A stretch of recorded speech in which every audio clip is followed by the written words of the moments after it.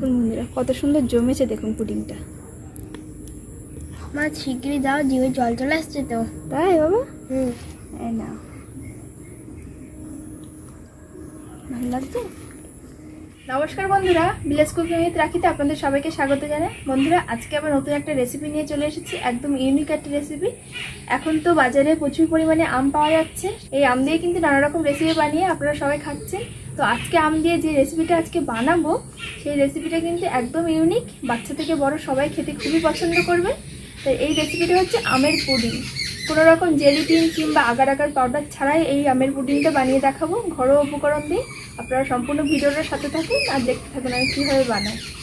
প্রথমে উনানটা জেলে নেব, কড়াইটা বসিয়ে দিলাম। কড়াইতে সামান্য একটু জল দিয়ে নিয়েছি, আর এখানে আমি 500 গ্রাম গরুর দুধ নিয়েছি, আগে থেকে একটু জাল করে নিয়েছিলাম। এখানে আমি 400 গরুর দুধ দিয়ে দেবো, আর এই 100 মতো রেখে দিচ্ছি, পরে লাগবে এটা। আমি এখানে গরুর দুধ ব্যবহার করেছি, আপনারা চাইলে প্যাকেট দুধও ব্যবহার করতে পারেন। এবারে এই দুধটা জাল করে নিয়ে অর্ধেক করে নিয়ে আসতে হবে।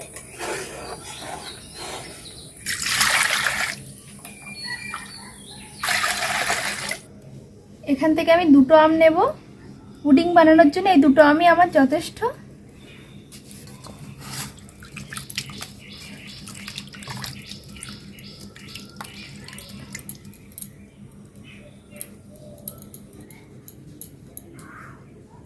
আমগুলো এইভাবে কেটে নেব।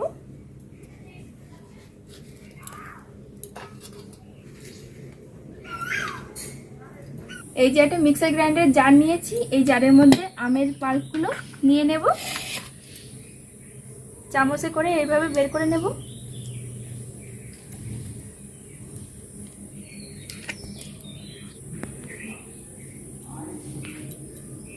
এবার এটা ঢাকা দিয়ে ভালো করে গ্রাইন্ড করে নেব, একদম স্মুথ একটা পেস্ট তৈরি করে। এই দেখুন কত সুন্দর স্মুথ একটা পেস্ট তৈরি হয়ে গেছে।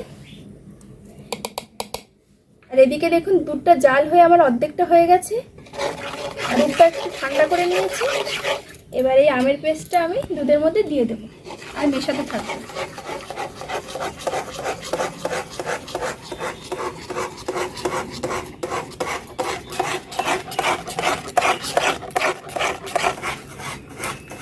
আমটা দুধের সঙ্গে খুব ভালো করে মিশিয়ে নিয়েছি। এবার দেখুন এই বাটির 1 বাটি চিনি নিয়েছি, এটা দিয়ে দেব।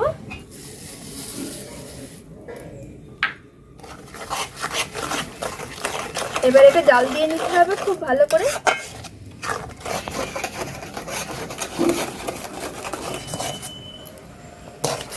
আমটা ফুটে থাক, ততক্ষণে আমি কর্নফ্লাওয়ারটা গুলে নেব। এখানে যে আমি 100 গ্রাম দুধ রেখেছিলাম না, এই পাত্রে আমি ঢেলে নেব।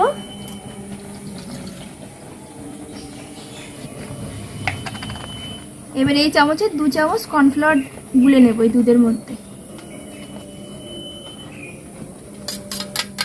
ঠান্ডা দুধেই গুলতে হবে, গরম দুধে কিন্তু গুললে হবে না, তাহলে কর্নফ্লাওয়ারটা জমাট বেঁধে যাবে। কর্নফ্লাওয়ারটা দুধের মধ্যে খুব ভালো করে গুলে নিয়েছি। এবার আমের মধ্যে অল্প অল্প করে দেবো আর নেড়ে নেব। এরকম অনবরত কিন্তু নাড়তে থাকতে হবে, না হলে কর্নফ্লাওয়ারটা খুব তাড়াতাড়ি জমে যায়। এই জন্য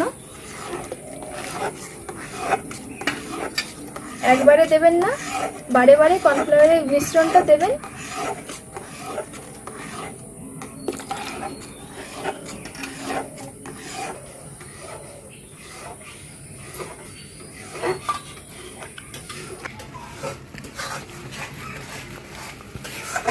এই দেখুন বন্ধুরা, কর্নফ্লাওয়ারের মিশ্রণটা দিয়ে আমি 2 থেকে 3 মিনিট মতো জাল করে নিয়েছি নেড়ে চেড়ে।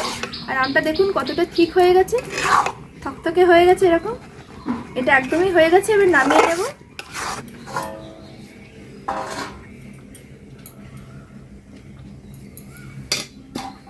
এই দেখুন বন্ধুরা, এরকম একটা বাটি নিয়েছি, এই বাটির গায়ে আমি একটু ঘি মেখে নেব, তাহলে পুডিংটা খুব সহজে বেরিয়ে আসবে। আপনারা চাইলে সাদা তেল কিংবা বাটারও লাগিয়ে নিতে পারেন। ঘিটা দিলে বেশ ভালো ঘ্রাণ বেরোবে। আমের এই মিশ্রণটা উনান থেকে নামিয়ে একটু হালকা ঠান্ডা করে নিয়েছি, এবারে এই বাটির মধ্যে দিয়ে দেব।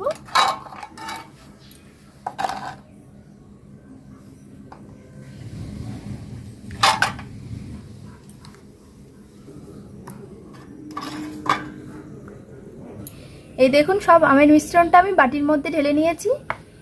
2-3 বার এইভাবে ট্যাপ করে নেব। এবার এটা ঠান্ডা করে ফ্রিজে 2 ঘন্টা রাখলেই আমের পুডিংটা একদম রেডি। তো বন্ধুরা 2 ঘন্টা পরে ফিরে আসছি আমের পুডিং নিয়ে।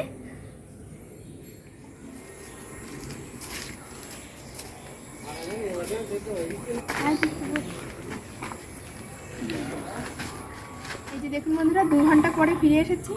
এবার ম্যাঙ্গো পুডিংটা খুলে দেখবো কেমন সেট হয়েছে। এবার একটা প্লেট নিয়েছি, এইভাবে এই প্লেটের উপরে ঢেলে নেব।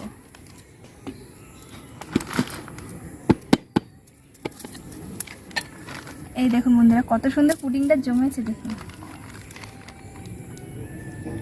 এই দেখুন দেখতে কত সুন্দর লাগছে, সাইডে এই বাটির ডিজাইনটা কত সুন্দর বসেছে। এবার 2টো ম্যাঙ্গো স্লাইস দিয়ে এটা সাজাবো।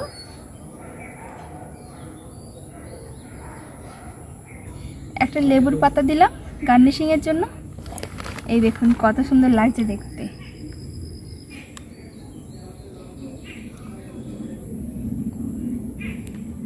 পুডিংটা কেটে দেখাবো আপনাদের কেমন জমেছে। এই দেখুন বন্ধুরা কত সুন্দর জমেছে দেখুন পুডিংটা। মা শিগগিরই দাও, জিভে জল চলে আসছে তো। তাই বাবা? হুম। এই না, ভালো লাগছে বন্ধুরা। এইভাবে বাড়িতে বানান, সবাই খুবই পছন্দ করবে। আমের সিজন তো প্রায় শেষ হয়ে গেল। তো বন্ধুরা বাড়িতে অবশ্যই বানাবেন এই রেসিপিটা একবার বাড়িতে। দুর্দান্ত হয়েছে মা। ভালো লাগছে। গরমের দিনে শেষ পাতে কিন্তু এরকম একটা ডেজার্ট কিন্তু রাখতেই পারে, বেশ ভালো লাগে খেতে। তোমার এত ভালো লেগেছে? বাহ।